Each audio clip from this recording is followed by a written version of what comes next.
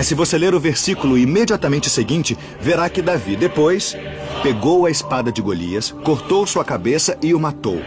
Quer dizer que Golias morreu 2 vezes. No entanto, em Samuel 2:21, vemos que foi alguém diferente, Elhanã e não Davi, que foi quem matou Golias. E a pergunta fica sendo, quem realmente matou Golias, Davi ou Elhanã? Curiosamente, em um livro posterior da Bíblia hebraica, Crônicas, a questão de quem matou Golias parece resolvida. No relato do confronto entre Elhanã e Golias, o texto hebraico é muito claro. Elhanã matou Golias. Mas a tradução para o inglês, na verdade, diz que ele matou o irmão de Golias. Assim, Davi fica sendo quem matou Golias e Elhanã fica sendo quem matou o irmão de Golias. Será esse um exemplo de simples erro histórico? Ou a história de Davi e Golias foi deliberadamente alterada para dar ao futuro rei hebreu Davi crédito por fazer um ato de bravura? Sabemos que os livros não são historicamente exatos, porque há discrepâncias neles e contradições entre eles. Todos eles divergem entre si e claramente contam as coisas de determinada perspectiva religiosa. Não são histórias desinteressadas, como podemos pensar. Confusão e controvérsias similares cercam os 4 evangelhos do chamado Novo Testamento. Por séculos, teólogos e estudiosos acreditaram que fossem relatos originais da vida de Jesus, escritos pelos evangelistas Mateus, Marcos, Lucas e João. É um belo conjunto de livros e é a tradição. O problema é que não refletem a realidade. Não foi o que aconteceu. A maioria dos estudiosos da Bíblia concorda que o primeiro evangelho a ser escrito foi o de Marcos, aproximadamente no ano 70.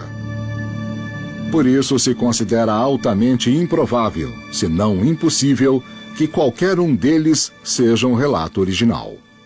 Temos 4 evangelhos escritos por 4 escritores, décadas, talvez um século após a morte dele. Então, nenhum deles realmente conheceu Jesus.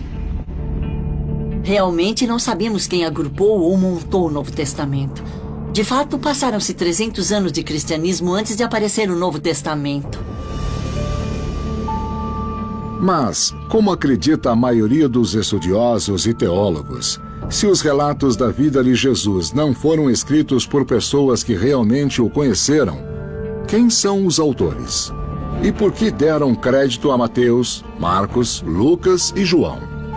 Ninguém vai escutar o Evangelho segundo Robert, mas se eu puser eu, Paulo, ou eu, Pedro, ou eu, Moisés, se eu colocar o nome de alguém que tem autoridade, o que eu disser será levado muito mais a sério.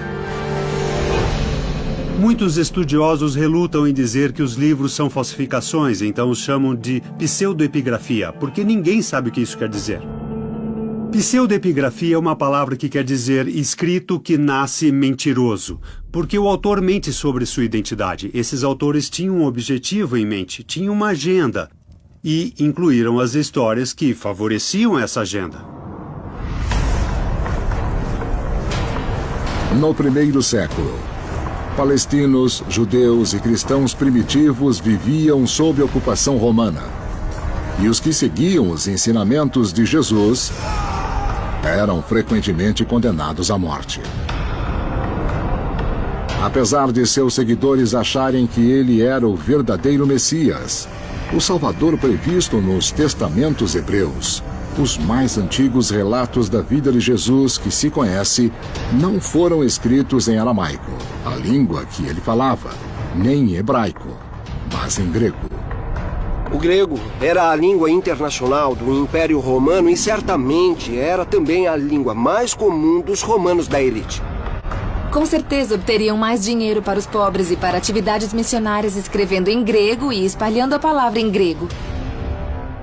Não estavam interessados em saber quantos judeus havia em suas fileiras. Queriam os romanos endinheirados. Uai, seu app de vídeos curtos.